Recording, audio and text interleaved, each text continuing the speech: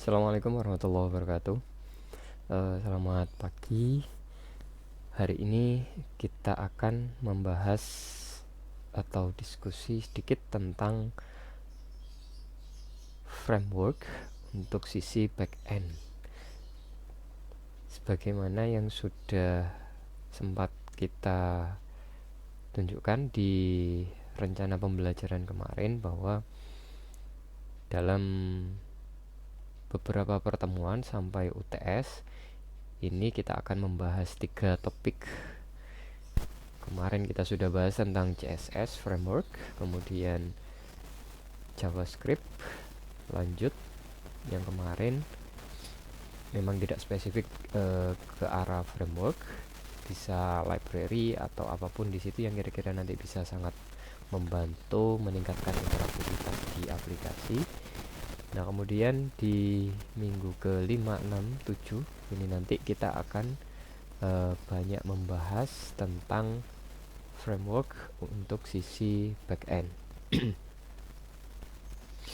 Nah, ketika kita membahas tentang sebuah framework, maka kita pada dasarnya juga harus bisa membedakan antara library dengan sebuah framework. Nah, kira-kira apa yang membedakan library dengan framework?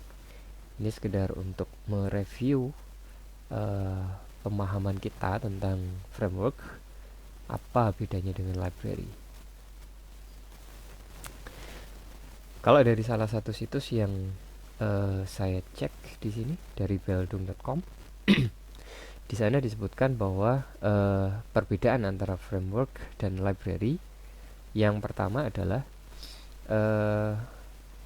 untuk framework dia biasanya menyediakan tools-tools yang sudah langsung bisa digunakan.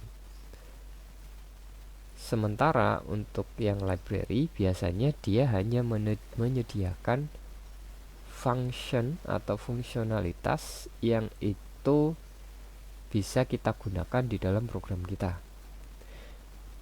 Nah, atau kalau misalnya yang paling terlihat, misal kalau kita melihat Laravel seperti itu, jadi si Laravel itu dia tidak hanya menyediakan function-function atau kelas-kelas ataupun metode-metode yang itu bisa kita gunakan, tapi dia juga menyediakan hal-hal di luar itu.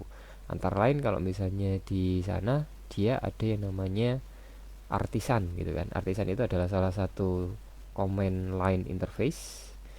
Jadi sebuah aplikasi juga yang itu bisa mendukung untuk proses pengembangan aplikasi. Misalnya untuk generate key, untuk generate UI, untuk generate autentikasi misalnya, login.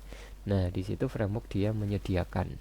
Jadi selain dia ada function-function yang memang nantinya bisa kita gunakan, lebih dari itu dia juga menyediakan tools-tools biasanya, yang mana itu nanti harapannya bisa memudahkan ya, atau di sini dikatakan mempercepat proses pengembangan.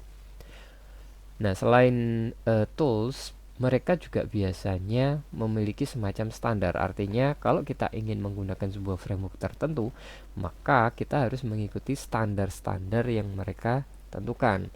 Antara lain, misal standar terkait bagaimana menstruktur directory. Jadi kalau misalnya kita ingin membuat aplikasi di Laravel, maka struktur direktorinya sudah mereka tentukan.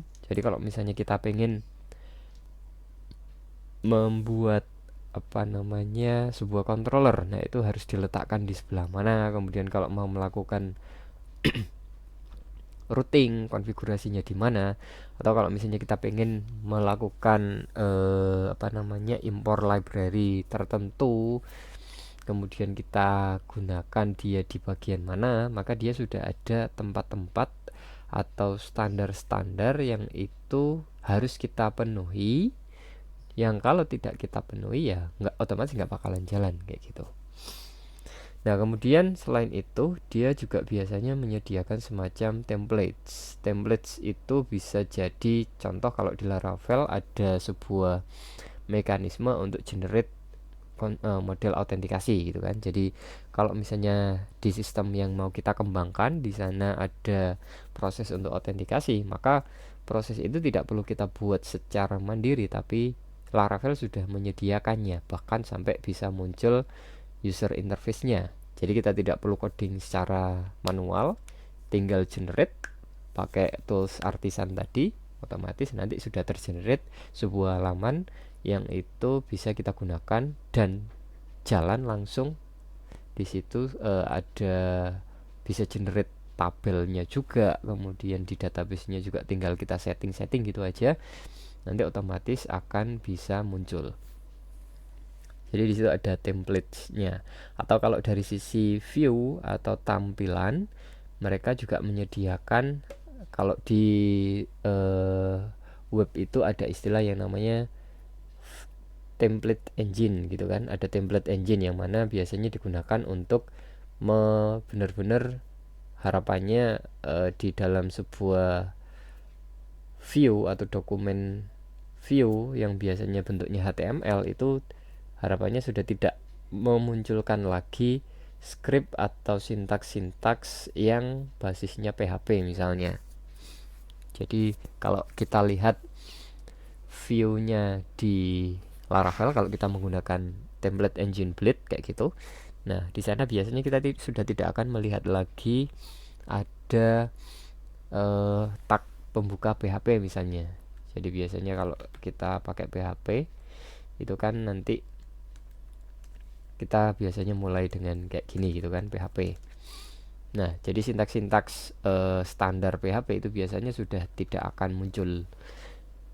Dia menggunakan mekanisme tertentu atau istilahnya template engine. Oke, jadi itu yang pertama. Kemudian yang kedua, perbedaannya antara framework dan library. Framework yang pertama itu dia mengontrol pemanggilan library untuk kita gitu. Atau ini kalau misalnya mau kita tunjukkan kira-kira gambaran yang membedakan framework dan library itu seperti ini. Kalau framework itu biasanya mereka berisi banyak library. Jadi artinya framework di situ dia sudah memasang-masangkan kira-kira library-library mana saja yang itu bisa kita gunakan. Jadi kita tidak perlu memilih karena framework sudah menyediakan. Contohnya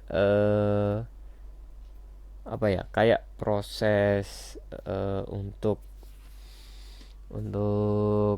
menangani request sama response misalnya di Laravel, di situ bisa jadi dia tidak mengembangkan sendiri tapi menggunakan library punyanya Symfony misalnya.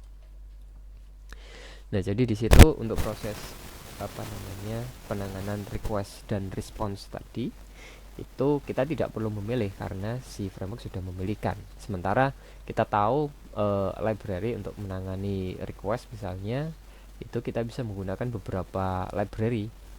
Jadi ada yang dari Symfony misalnya atau dari tempat yang lain itu ada. Nah, cuma kalau kita sudah pakai Laravel itu biasanya by default dia untuk penanganan request response-nya dia itu sudah menggunakan library tertentu gitu. Jadi artinya di sini kita istilahnya dimudahkan. Jadi tanpa kita harus pusing milih-milih library kayak gitu. Di beberapa fungsionalitas yang itu biasanya standar itu kita tinggal pakai aja, kita tidak perlu pilih lagi. Nah, sementara kalau misalnya kita tidak menggunakan framework itu biasanya kita harus milih-milih kira-kira untuk proses query ke database itu nanti kita mau pakai library yang mana, apakah mau pakai native bawaan dari PHP-nya kah atau kita menggunakan ORM library yang lain misal kayak gitu. Jadi ORM library sendiri juga banyak, ada Doctrine, ada yang lain-lain juga. Nah, itu kita harus memilih sendiri. Nah, sementara kalau framework biasanya sudah disediakan bawaan dari framework atau library yang memang sudah dipilih oleh framework itu sendiri. Oke, jadi yang mengontrol pemanggilan library-nya atau mana-mana library yang digunakan itu dari sisi framework-nya. Sementara kalau library kita harus milih sendiri. Kita yang mengontrol library, pemanggilan dari library itu. Oke, kemudian yang ketiga, biasanya kalau kita ingin memanfaatkan framework dalam proses pengembangan itu akan langsung kita mulai dari awal biasanya. Kalau di tengah-tengah kita sudah mengembangkan sudah lumayan jauh gitu misalnya, atau sampai di tengah-tengah, dan kemudian ada keputusan kita pakai framework kayak gitu.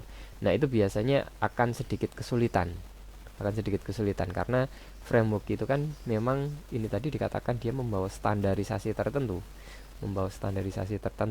Nah, kalau misalnya di tengah-tengah, misalnya kita awalnya pakai native kayak gitu, atau kita tidak pakai framework, kemudian di tengah-tengah ternyata kita memutuskan untuk pakai framework, itu biasanya effortnya cukup tinggi. Jadi kita harus melakukan perombakan dari berbagai macam, ya, secara struktur directory, kemudian nanti secara standarisasi coding itu juga harus kita ubah. Jadi secara umum kalau misalnya kita mau menggunakan framework, ya memang harus ditentukan dari awal. Harus kita pakai dari awal. Nah, sementara kalau library, karena library itu dia sifatnya independen, artinya dia tidak membawa standarisasi yang sampai sedetail framework gitu kan. Artinya dia memang hanya membawa fungsionalitas yang umumnya cuma tunggal gitu. Nah, jadi ini lebih fleksibel. Jadi kalau misalnya di tengah-tengah kita misalnya tidak menggunakan framework, kemudian di tengah-tengah kita mau tambahkan library kayak itu, ya dengan mudah saja kita tambahkan. Atau bahkan kalau misalnya kita di awal sudah menggunakan framework, kemudian di tengah-tengah kita ingin mengganti, misalnya yang awalnya kita menggunakan Blade untuk template engine-nya, kita mau menggunakan template engine yang lain kayak Twig atau Smarty atau yang lain kayak gitu, itu bisa juga. Jadi artinya library itu dia sifatnya lebih fleksibel. Nah, kemudian untuk terkait dengan kemudahan proses deployment-nya, framework ini biasanya lebih mudah karena memang dia istilahnya paket lengkap ya. Jadi untuk proses deployment itu dia juga sudah memberikan fasilitas. Nah, sementara kalau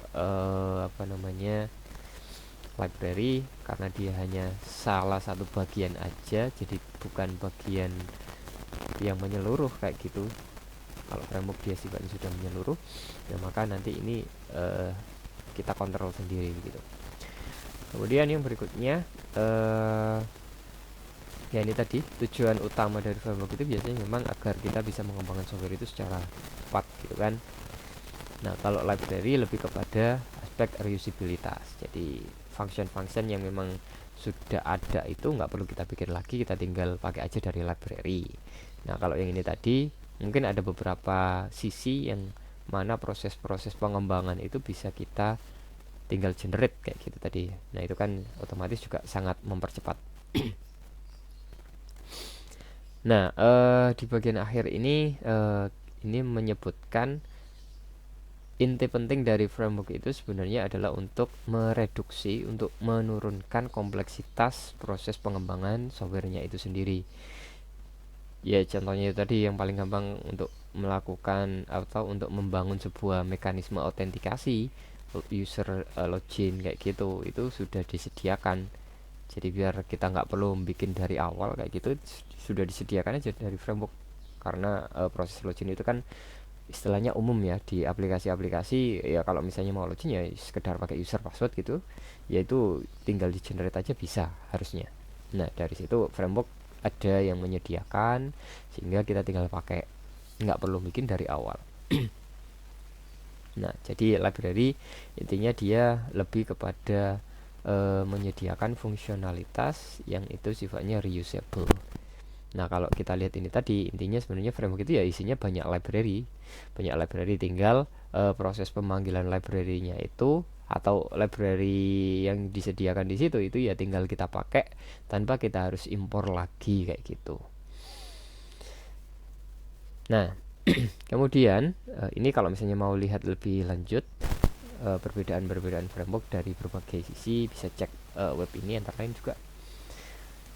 Nah, Yang berikutnya, framework itu kalau kita lihat itu kan sebenarnya juga ada banyak sekali ya, ada banyak sekali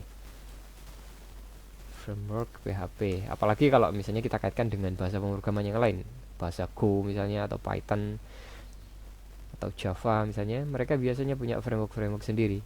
Sehingga kalau boleh dikatakan ya akan ada banyak sekali framework di situ. Ini ada 12 framework, ada 10, ada 7, ada banyak sekali. Nah, bagaimana cara kita memilih framework yang tepat kayak gitu misalnya, tepat atau mungkin sesuai kebutuhan kali ya, sesuai kebutuhan. Nah, di sini eh, saya sempat melihat satu paper, ini penulisnya Mustro, beliau dari Swedia kayak gitu. Nah, beliau mencoba untuk melakukan riset kecil-kecilan yang mana mereka menggunakan 11 orang responden dari perusahaan Exitech di sini, perusahaan dari Swedia juga, yang istilahnya mereka anggap itu dia expert di bidang software engineering kayak gitu, yang memang biasa menggunakan framework, atau yang mungkin sebagai project manager atau sebagai seorang analis yang memang biasanya dikasih kesempatan untuk memilihkan frameworknya untuk pekerjaan yang mereka akan lakukan kayak gitu. Nah, di situ si Mustro ini dia menyimpulkan pada akhirnya ini adalah kira-kira hal-hal yang menjadi penyebab kita memilih sebuah framework tertentu kayak gitu berdasarkan 11 responden ini ya. Nah, jadi mereka menyebut ada dua klasifikasi, ada dua faktor utama yang menyebabkan kita memilih framework tertentu. Yang pertama terkait faktor teknis. Jadi ada faktor teknis yang dikatakan oleh mereka, ada juga faktor yang dikatakan non teknis. Nah, di faktor yang sifatnya teknis mereka mengelompokkan lagi di situ, ada yang hubungannya dengan ini. Yang pertama project requirement, jadi kebutuhan dari projectnya. Nah, di situ apa isinya? Terkait performa misalnya, terkait performa. Kalau kita lihat eh, antara lain yang diusung oleh framework itu biasanya kalau kita cek perbandingan antara satu dengan yang lain, itu antara lain mereka memperbandingkan masalah performa. Jadi ada satu framework itu yang istilahnya kalau secara running itu cukup cepat dibandingkan dengan framework yang lain. Jadi di situ ada perbedaan dari aspek performanya. Nah, kalau misalnya secara kebutuhan itu kita butuh mengembangkan aplikasi yang nanti kalau misalnya eh, ketika di running itu butuh bisa jalan cepat kayak gitu, ketika ada request kemudian bisa diproses dengan cepat, apa namanya, bisa istilahnya secara pemrosesan itu bisa paralel misalnya dan seterusnya. Nah, itu ada pertimbangan itu performa. Itu terkait dengan kebutuhan projectnya. Kemudian selain itu kadang-kadang project itu kan ada yang dibuat atau sebuah software itu dibuat tujuannya agar itu bisa diintegrasikan. Apakah diintegrasikan dengan sistem yang sudah ada, existing, atau kedepannya mau agar sistem yang dikembangkan itu bisa extend atau bisa ditambah add-on dan seterusnya. Contoh aja kayak Google Docs gitu kan. Google Docs itu kan di sana kita bisa menambahkan add-on kayak gitu kan. Artinya mereka memang mendesain dari awal bahwa Google Docs itu dia bisa support penambahan add-on di kemudian hari gitu kan. Dan seterusnya. Atau kalau misalnya ada apa ya? Drupal misalnya. Drupal itu kan istilahnya juga merupakan, boleh dikatakan framework kali ya, framework. Tapi dia sudah arahnya ke CMS, cuman dia juga seakan-akan sebuah framework karena dia menyediakan standarisasi, dia juga support untuk extend dan seterusnya kayak gitu. Atau kalau kita cek beberapa framework yang lain, di situ juga ada yang memang sangat-sangat mendukung proses extension kayak gitu. Jadi kalau misalnya awalnya kita framework itu dia menggunakan library tertentu untuk koneksi ke database misalnya, nah itu dia memberikan kesempatan untuk mereplace proses atau mekanisme untuk connect ke database itu dengan library yang lain misalnya. Nah, di situ. Jadi itu ada beberapa framework yang menyediakan fasilitas seperti itu, ada juga framework-framework yang memang sudah saklek, kalau misalnya mau koneksi pakai database ya sudah pakai aja yang sudah kita sediakan kayak gitu. Oke, jadi itu terkait dengan kebutuhannya. Atau bisa juga kita lihat dari sisi maintainability-nya. Jadi ada framework itu yang sangat memudahkan kita dalam proses atau dalam tahapan ketika nanti kita sudah maintain kayak gitu. Atau bisa juga dilihat dari sisi ini, seberapa stable misalnya dia perubahan versi. Jadi misalnya dari versi 1 ke versi 2, 3 dan seterusnya, itu seberapa stable dia atau seberapa kompatibilitasnya antara lain. Kira-kira nanti kalau misalnya frameworknya itu kita upgrade ke versi yang lebih baru, kira-kira nanti perubahannya semakin banyak ataukah sedikit, artinya apakah framework itu dia kompatibilitasnya tinggi atau enggak kayak gitu. Nah, kalau kompatibilitasnya rendah, otomatis kalau misalnya ada sedikit aja perubahan, biasanya kita juga akan mengubah banyak di sisi coding kita kayak gitu. Nah, kalau frameworknya bagus, biasanya mereka akan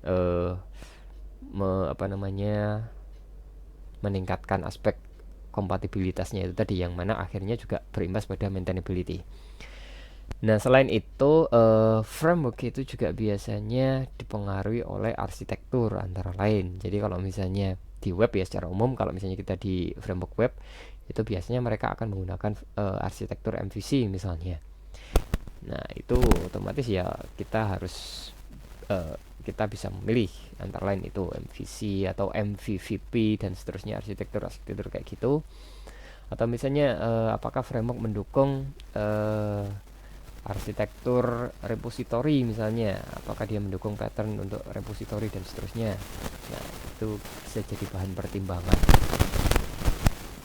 Apakah framework itu nanti memungkinkan untuk diintegrasikan dengan sebuah mekanisme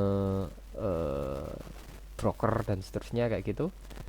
API bagaimana, apakah nanti untuk koneksi ke API apakah gampang atau susah, ataukah dia tidak menyediakan fasilitas itu. Nah, itu terkait dengan arsitektur atau secara konsep barangkali ya, kemudahannya seperti apa.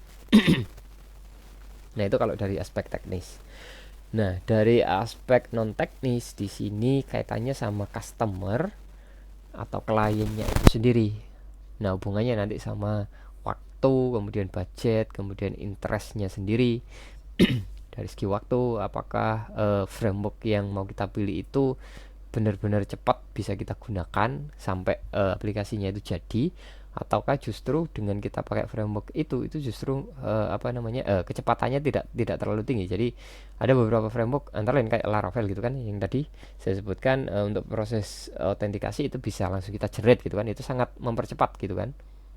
Yang awalnya mungkin kita misalnya untuk proses autentikasi kita butuh mengembangkan, kalau dari awal itu butuh 1 hari misalnya atau 2 hari untuk sampai proses testing dan seterusnya.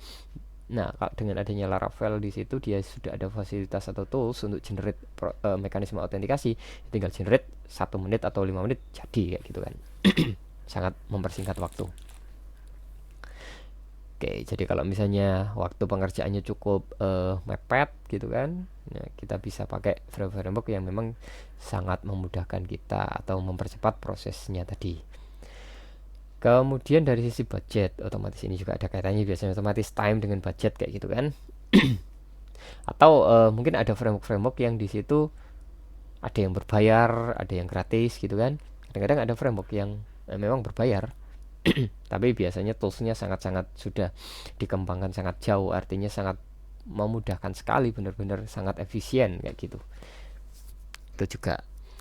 Kemudian terkait interest. Nah, interest ini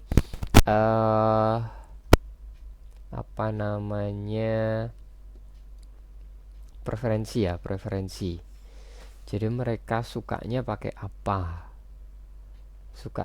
apa,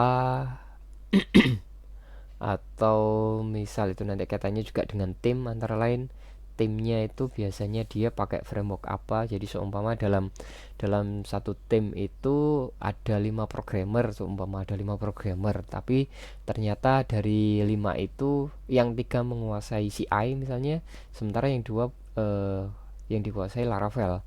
Nah, nanti sebagai seorang pengambil keputusan di perusahaan kita ya harus memilih.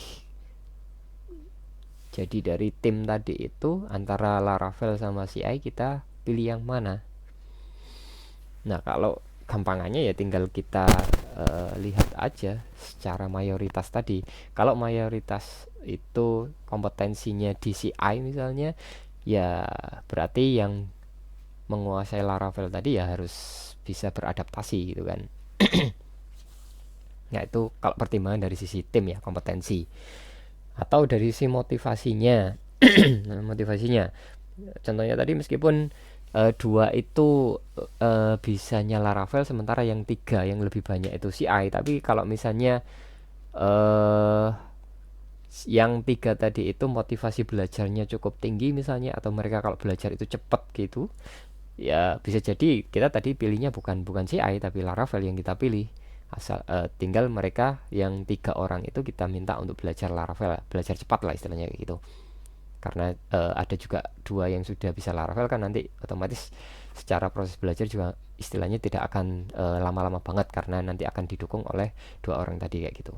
Jadi itu keputusan-keputusan yang biasanya bisa kita temukan di sebuah proses pemilihan framework kayak gitu. Nah, yang lain di sini ada popularitas. Popularitas ini juga penting. Contohnya seberapa besar komunitasnya, seberapa besar orang yang menggunakan, baik itu secara apa namanya, di forum-forum ataukah penggunaannya di industri misalnya, seberapa banyak yang digunakan di industri kayak gitu. Atau kalau gampangannya kita cek aja di situs-situs pekerjaan kayak Jobstreet atau yang lain gitu ya, misalnya Jobstreet web developer framework. Nah, ini kita bisa lihat kira-kira dari sekian banyak apa namanya, atau kita spesifik ke PHP aja ya.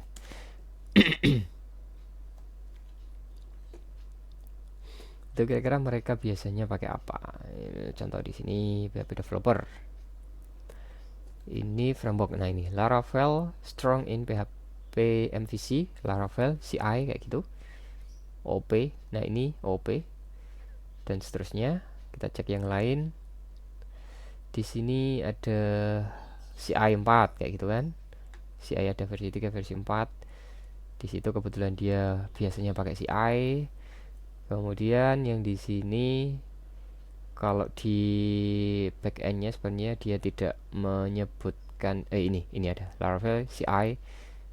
Atau kalau di framework untuk client side-nya atau front end-nya dia pakai Vue atau React gitu kan. Nah, ini dia memberikan spesifikasi biasanya. Kenapa? Karena kalau misalnya tidak memberikan spesifikasi, kalau misalnya dia salah pilih SDM-nya misalnya bisanya Angular misalnya, ternyata di sini yang biasa dikerjakan itu dia mereka pakainya Vue sama React misalnya. Nah, nanti kan harus belajar lagi, memperlama, ada proses belajar lagi di situ nanti. Oke, jadi kalau kita lihat ya tinggal kita lihat aja. Jadi kalau misalnya kita memang menyasar untuk masuk ke perusahaan tertentu, ya tinggal kita pelajari apa namanya tradisi mereka di sana seperti apa framework apa yang biasanya mereka gunakan begitu.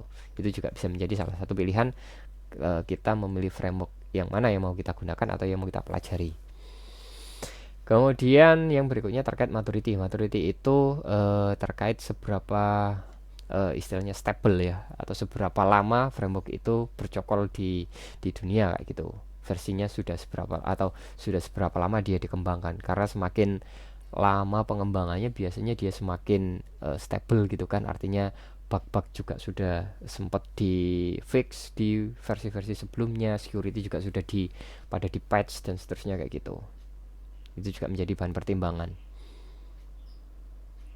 Nah, kalau Laravel mungkin bisa kita bandingkan dengan Symfony misalnya. Symfony itu kan dia sudah muncul lebih awal dulu gitu kan. Nah, kalau misalnya kita pertimbangan masalah stabilitas, Ya, mungkin pilihannya bukan Laravel tapi bisa Symfony. Tapi kalau kita berbicara tentang ini antara lain dokumentasi, easy to use dan belajarnya, mungkin kita pilihannya bukan Symfony tapi Laravel. Karena Laravel kecenderungannya dia lebih mudah dibandingkan Symfony. Kalau nggak salah sih ya. Tapi kalau misalnya kita mau berbicara tentang seberapa stable itu, kalau boleh saya bilang ya Symfony itu kecenderungannya dia lebih stable. Cuman kalau dari sisi kecepatan mungkin dia agak beda sama Laravel. Mungkin lebih cepat Laravel kali ya. Ya intinya ada plus minusnya lah antara satu framework dengan framework yang lain kayak gitu. Ya tinggal nanti kita dari sekian banyak faktor ini mana yang nantinya mau kita jadikan apa namanya eh yang kita prioritaskan istilahnya kayak gitu. Atau bahkan sebenarnya nanti kalau misalnya Anda mau skripsi itu bisa loh, skripsi membuat sebuah eh, mekanisme untuk kita itu biar bisa dipilihkan dengan tepat kayak gitu. Jadi ada algoritma-algoritma tertentu yang nantinya kita gunakan untuk bisa memilihkan dari banyaknya faktor yang ada di sini. Itu nanti pada akhirnya kita dengan membuat sebuah algoritma tertentu atau metode tertentu itu dia yang akan memilihkan. Jadi kita sebagai orang atau sebagai project manager kayak gitu tidak perlu memilihkan secara manual, mempertimbangkan secara manual. Kita tinggal mungkin memasukkan data-data tertentu kayak gitu sehingga nanti di pada akhirnya bisa dihasilkan, diberikan rekomendasi beberapa framework atau direkomendasikan yang paling bagus itu frameworknya apa kayak gitu. Bisa juga itu sebagai salah satu topik skripsi sih ya. Nggak tahu di sana kayaknya sih sudah ada ya yang membuat atau yang riset seperti itu, kayaknya sih sudah ada.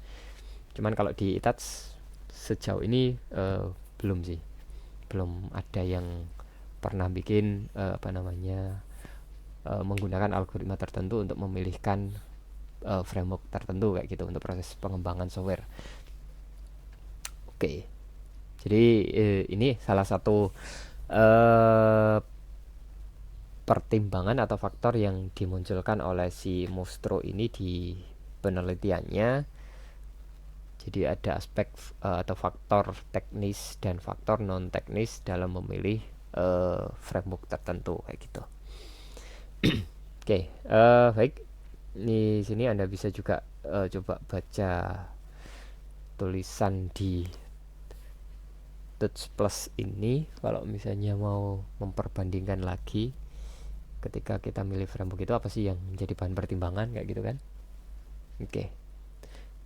Nah, lebih dari itu sih sebenarnya karena kalau kita di sisi back end gitu kan mungkin kalau dari apa namanya ini mungkin Anda bisa coba isi ya polling ya.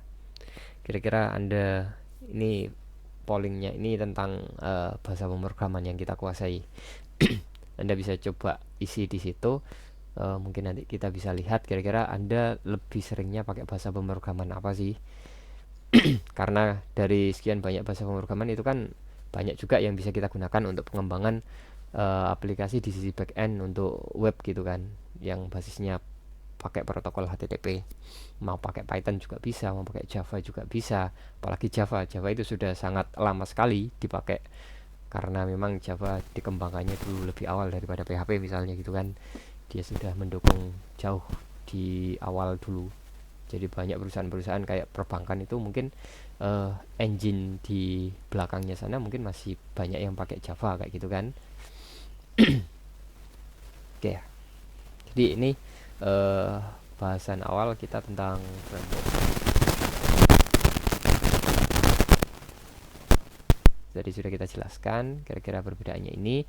Kemudian ketika kita memilih ya nggak memilih framework aja sih, library juga sama ya. Jadi mungkin ada pertimbangan-pertimbangan ini tadi juga bisa kita gunakan untuk memilih library yang lain. Nah pertanyaan berikutnya adalah apakah kita bisa juga mengembangkan framework sendiri? Nah ini pastinya ya sangat bisa gitu kan, karena sebenarnya kalau kita lihat ini tadi framework itu kan sebenarnya juga sebenarnya hanya kumpulan library atau gitu kan, gampangannya kumpulan dari library. Nah otomatis kita sebenarnya bisa aja mengembangkan framework sendiri. Kita tinggal cari library misalnya untuk proses koneksi ke database, itu kita bisa milih library untuk apa namanya ORM-nya misalnya, ORM-nya yang kira-kira itu gampang dipelajari, tinggal nanti kita pasangkan lagi dengan session management, library-nya kita pakai apa dan seterusnya kayak gitu. Itu tinggal kita bisa bikin sendiri sebenarnya. Nah, di sebuah perusahaan biasanya karena tadi ada misalnya tadi mensyaratkan penggunaan Laravel kayak gitu kan. Nah, kalau di sebuah perusahaan dia menggunakan Laravel, itu bisa jadi Laravel di perusahaan A dengan Laravel di perusahaan B itu cara mereka menggunakannya juga bisa jadi beda. Ya, jadi artinya framework itu ketika sudah dipilih bisa jadi nanti dia akan dibuat semacam standarisasi lagi yang memang sangat spesifik di sebuah perusahaan. Contohnya kayak tadi, misal ada sebuah perusahaan yang dulu sebelum ada Laravel itu mereka sangat sudah familiar dengan template engine kayak Twig misalnya, atau kalau ARM pakai Doctrine misalnya, karena Doctrine dulu munculnya lebih awal daripada Laravel gitu kan. Nah, misalnya di perusahaan itu sudah familiar dengan itu, mungkin mereka tidak akan menggunakan eh, apa namanya query buildernya punyanya Laravel. Laravel kan punya Eloquent gitu kan, Eloquent ORM-nya. Nah, mungkin dia nggak akan menggunakan ini, tapi dia mungkin menggunakan tetap Doctrine, sehingga mungkin mereka akan mencari plugin Doctrine yang support Laravel misalnya. Ada kayaknya kalau nggak salah. Nah, ini Laravel Doctrine. Nah, mungkin di sebuah perusahaan mereka tidak akan menggunakan bawaan dari Laravelnya, tapi mereka akan menggunakan Doctrine untuk ORM-nya. Jadi dia tidak akan pakai Eloquent, dia akan menggunakan Doctrine karena memang perusahaannya sudah sangat-sangat familiar dengan Doctrine misalnya dulu untuk ORM-nya. Untuk koneksi ke database, untuk manajemen datanya kayak gitu. Jadi mereka mungkin akan menggunakan ini. Oke, jadi istilahnya di sebuah perusahaan biasanya mereka akan punya tradisi juga. Artinya sebenarnya mereka mungkin menggunakan framework tertentu, tapi dari situ dia akan lebih spesifik lagi. Kira-kira kalau sudah pakai framework itu, kira-kira nanti apakah ada spesialisasi yang lain atau ada tradisi-tradisi atau mekanisme-mekanisme tertentu di beberapa bagian, contohnya yang ini tadi itu apakah sudah ada dan seterusnya. Itu biasanya mereka punya memang. Nah, harapannya apa kalau misalnya sudah seperti itu? Ya harapannya nanti otomatis mempercepat lah kalau misalnya memang mereka sudah apa sangat familiar dengan doktrin misalnya. Nah, kalau mereka harus belajar lagi pakai Eloquent, ya mereka kan otomatis sintaksnya mungkin bisa jadi ada bedanya gitu kan. Ya harus belajar lagi. Daripada belajar lagi ya mending kita pakai pakai plugin ini aja, pakai add-in ini aja. Jadi ini justru akan lebih mempercepat kayak gitu. Oke. Oke, jadi itu yang saya kira penting di bagian framework ya. Secara umum boleh, tapi kalau mau lebih spesifik ke back end itu nanti juga ada kaitannya dengan pemilihan bahasa pemrograman sih ya. Ada pemilihan bahasa pemrograman. Nah, kalau dari sisi bahasa pemrograman kadang itu juga pertimbangannya performa. Jadi mungkin ada beberapa bahasa pemrograman itu secara natif memang performanya beda antara satu dengan yang lain gitu kan. Atau kalau dari sisi stabilitas, kalau kita berbicara stabilitas bahasa, Java mungkin boleh saya katakan sebagai bahasa yang mungkin cukup stable gitu kan. Kalau kita cek versi-versi Java, perkembangannya dulu mulai Java yang awal-awal sampai Java 6, 7, 8 itu kalau boleh dikatakan kompatibilitasnya sangat tinggi gitu kan, dibandingkan kayak PHP mungkin beda versi gitu aja mungkin ada beberapa function sudah diberket akan tidak dipakai gitu kan. Itu stabilitasnya mungkin boleh dikatakan lebih stabilnya Java mungkin daripada yang lain. Nah, cuman kalau dari sisi popularitas, dari sisi kemudahan penggunaan atau tools-tools modern yang digunakan, mungkin Java sudah agak agak ini. Cuman tetap Java sih masih terus berkembang sih ya. Karena memang apa namanya orang-orangnya juga mungkin masih ada banyak yang mengembangkan dan seterusnya kayak gitu. Oke, itu mungkin yang bisa saya sampaikan untuk hari ini tentang framework utamanya di sisi back end. Nah, kalau mau lebih jauh lagi, tetap kemarin kita bisa sarankan untuk bisa cek roadmap SH ya. Di sana kita bisa cek kalau misalnya kita mau belajar tentang back end, itu kan ada beberapa hal yang perlu kita pelajari. Tentu saja di sini ada bahasa pemrograman gitu kan. Kemudian nanti kalau di sini sih dia tidak secara spesifik membahas tentang framework sih, tidak secara spesifik framework, cuman karena itu biasanya kebutuhan pasar atau kebutuhan kemudahan tadi ya. Kalau misalnya pakai framework itu kan kecenderungannya lebih gampang, lebih cepat gitu kan mengembangkan aplikasi. Jadi itu saya kira juga perlu menjadi sesuatu yang perlu dipelajari gitu kan. Nah, di samping itu juga ini tadi terkait pemanfaatan ini terminal usage ini juga menjadi penting, karena beberapa framework itu dia menyediakan tools yang basisnya adalah terminal gitu kan. Ya meskipun mungkin ada beberapa framework yang ada user interface-nya kayak YII gitu kan. Itu kan dia juga menyediakan salah satu fasilitasnya ada proses generate coding itu yang pakai pakai UI-nya. Jadi ada UI-nya itu untuk proses generate generate modelnya itu ada. Ya cuma secara umum memang biasanya pakai terminal ya, terminal atau command line. Ini sehingga ini secara umum, secara prinsip itu wajib sih, kalau boleh dikatakan wajib untuk bisa dikuasai CLI. Jadi pemahaman tentang OS, pemahaman tentang uh, komen-komen yang biasanya digunakan kayak itu harus paham, dan lain-lain, IO management dan seterusnya, memory management. Nah ini tadi ini bahas frameworknya di sini sih dia dipecah-pecah, ada ORM, kemudian ada ACID dan seterusnya kayak gitu. Ini yang dibahas. Nah, nanti apakah framework itu dia support untuk REST misalnya. Jadi, apakah dia ada mekanisme yang memudahkan pengembangan aplikasi yang dia arsitekturnya pakai REST gitu misalnya. Kemudian apakah dia mendukung Open API dan seterusnya. Nah, di situ. Apakah ada autentikasinya? Ya, itu tadi. Itu yang menjadi bahan pertimbangan. Oke, ini secara lebih lanjut ya. Lebih lanjut untuk kalau mau dipelajari dari sisi back end.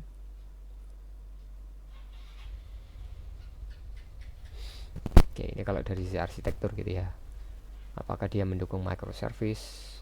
Apakah dia bisa apa namanya dan seterusnya kayak gitu. Ada desain pattern tertentu. Apakah dia mendukung domain driven? Ada apakah dia mendukung test driven?